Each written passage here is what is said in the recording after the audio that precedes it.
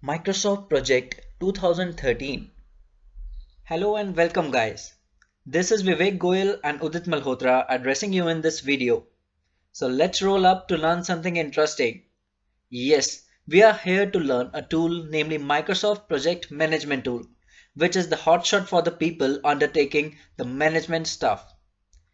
Here we are aiming for a wider audience to be addressed for the lessons of this tool, where you will find the two videos of every part, one in English and another one in Hindi. Both will have the same matter, the only change will be of the language. Microsoft Project Management.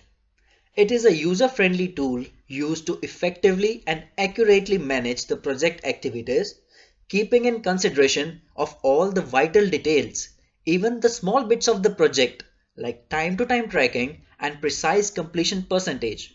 Yes, so this is Microsoft Project Management 2013. So let's start with the knowledge of some of the basic project management entities. I'll brief you on a high level of the few of the utmost important entities.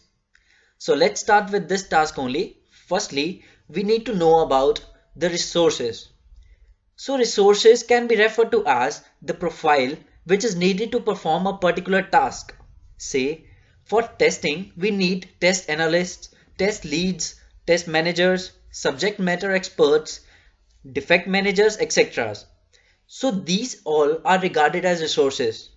I hope you guys don't mix this with the number of resources, as this tool has a utility that provides a separate dimension for it, namely units.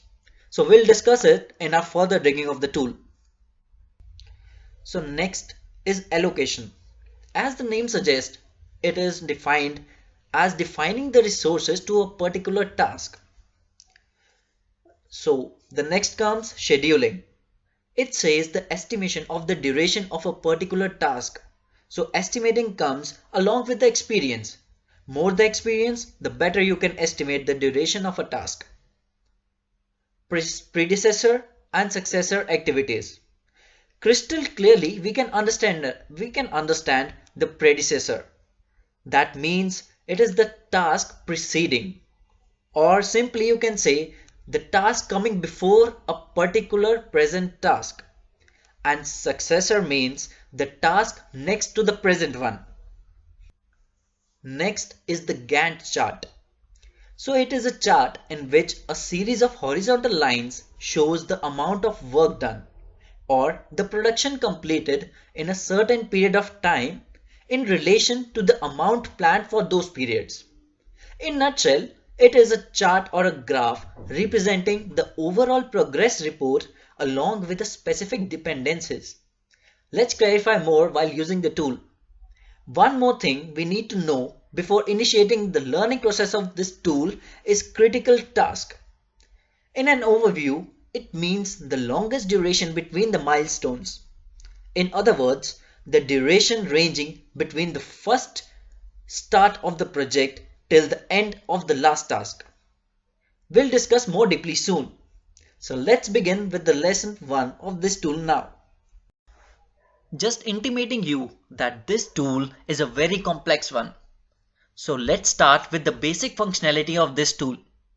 So as you can see, this is the basic out frame of this tool. Let's click on a blank project to start with.